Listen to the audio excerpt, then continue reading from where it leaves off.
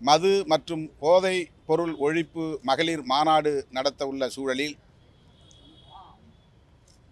அந்த மாநாட்டில் 2 முக்கியமான கோரிக்கைகளை முன்வைத்து நாங்கள் பரப்புரையை மேற்கொண்டு வருகிறோம்.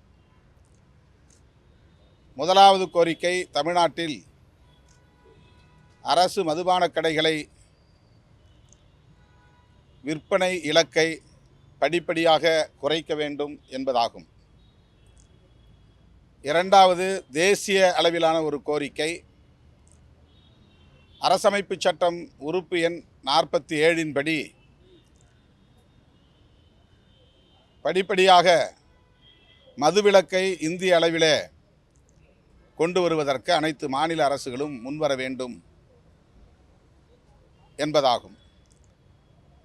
மருத்துவ காரணங்களுக்கு பயன்படுத்துகிற போதை மருந்துகள் தவிர நுகர்வுக்கான எந்த போதைப் பொருள்களும் பயன்பாட்டில் இருக்கக்கூடாது, புழக்கத்தில் இருக்கக்கூடாது, அவற்றை தடை செய்ய வேண்டும் என்று கூறுகிற ஒரு பிரிவுதான் உறுப்பு எண் 47. அதனை பேரறிஞர் அண்ணா அவர்களே ஆதரித்து தேசிய அளவிலான ஒரு மதுவிலக்கு கொள்கை வேண்டுமென வலியுறுத்தி இருக்கிறார்.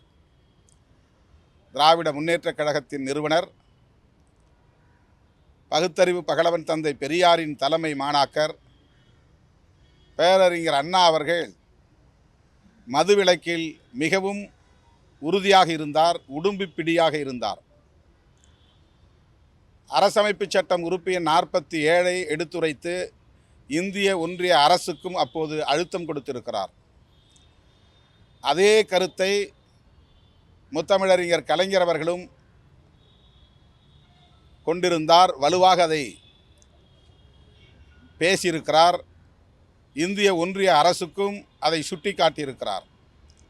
அதனை பின்பற்றி இன்றைய 75வது ஆண்டு பவள விழாவை காணவிருக்கிற திராவிட முன்னேற்றக் கழகத்தின் தலைமை பொறுப்பில் இருக்கிற தமிழ்நாடு முதல்வர் மாண்புமிகு அண்ணன் தளபதி ஸ்டாலின் அவர்களும் இந்திய ஒன்றிய அரசுக்கு இந்த வேண்டுகோளை வலியுறுத்த வேண்டும் என்று விடுதலை சிறுத்தைகள் கட்சியின் சார்பில் இன்றைக்கு கோரிக்கை மனு ஒன்றை வழங்கியிருக்கிறோம். மாண்புமிகு முதல்வர் அவர்கள் அந்த மனுவை படித்து பார்த்தார். திமுகவின் கொள்கைதான் மதுவிலக்கு கொள்கை, அதில் எந்த மாற்று கருத்தும் இல்லை.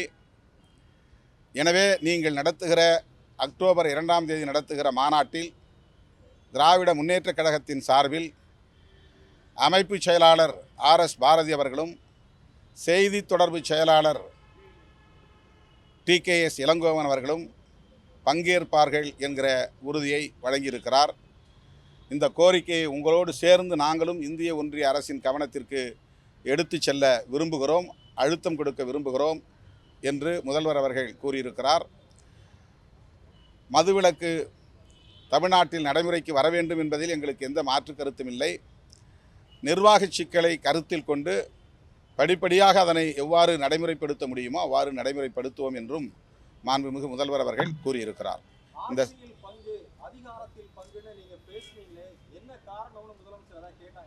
அது பற்றி எதுவும் பேசல. அது எங்களுடைய கருத்து, அவ்வளவுதான். நாங்கள் 1999 பேசி வருகிற ஒரு கருத்து. அது இப்போதைக்கு சமூக ஊடகங்களில் பெரிதாக பேசப்படுகிறது. அந்த கோரிக்கையை நாங்கள் எப்போதும் பேசிக்கொண்டே இருக்கிறோம், பேசிக்கொண்டே இருப்போம். எந்த நேரத்தில் எப்போது எந்த கருத்தை, எந்த கொள்கையை அல்லது எந்த நிலைப்பாட்டை வலுவாக பேச வேண்டுமோ அந்த நேரத்தில் பேசுவோம். தேர்தலுக்கும் இதுக்கும் எந்த சம்பந்தமும் இல்லை. இப்போ நாங்கள் நடத்துவது தமிழ்நாட்டில் ஆயிரக்கணக்கான பல்லாயிரக்கணக்கான கைம்பெண்கள் கண்ணீர் சிந்த வாழ்ந்து கொண்டிருக்கிறார்கள், அல்லல்பட்டு கொண்டிருக்கிறார்கள். அவர்களின் கோரிக்கையைத்தான் நாங்கள் முன்னிறுத்தி இந்த மாநாட்டை நடத்துகிறோம். எனவே இதை திசை திருப்பும் வகையில் தேர்தல் அரசியலோடு பிணைத்து பார்க்க வேண்டாம், இணைத்து பார்க்க வேண்டாம் என்று கேட்டுக்கொள்கிறேன்.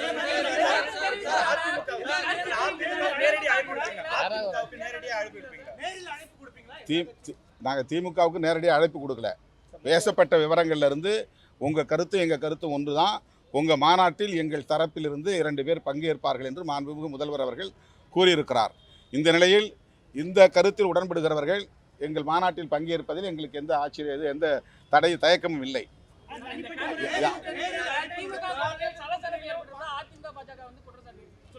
இதெல்லாம் ஊடகங்களில் பேசப்படுகிற வெறும் மீடியா ஹைப், அவ்வளவுதான். விடுதலை சிறுத்தைகள் கட்சிக்கும் திராவிட முன்னேற்றக் கழகத்துக்கும் இடையில் எந்த விரிசலும் இல்லை, எந்த நெருடலும் இல்லை. நாங்கள் எங்கள் கொள்கை நிலைப்பாட்டில் உறுதியாக இருக்கிறோம், அதை நாங்கள் முன்னிறுத்துகிறோம், அவ்வளவுதான். அது தேர்தலுக்கு இன்னும் 15 மாசத்துக்கு மேல இருக்கு. இன்னும் 15 மாசத்துக்கு மேல இருக்கு.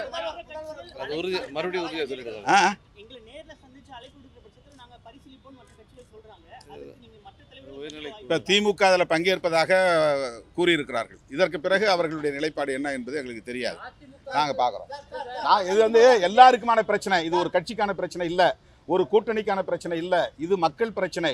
யாரெல்லாம் மதுவிலக்கில் உறுதியாக இருக்கிறார்களோ அவ்வளவு பேரும் சேர்ந்து குரல் கொடுக்க வேண்டும் என்பதுதான் என்னுடைய பொதுவான அறைகூவல். நான் ஏற்கனவே சொல்லியிருக்கிறேன், இதை எலெக்ஷனோட முடிச்சு போட வேண்டாம்.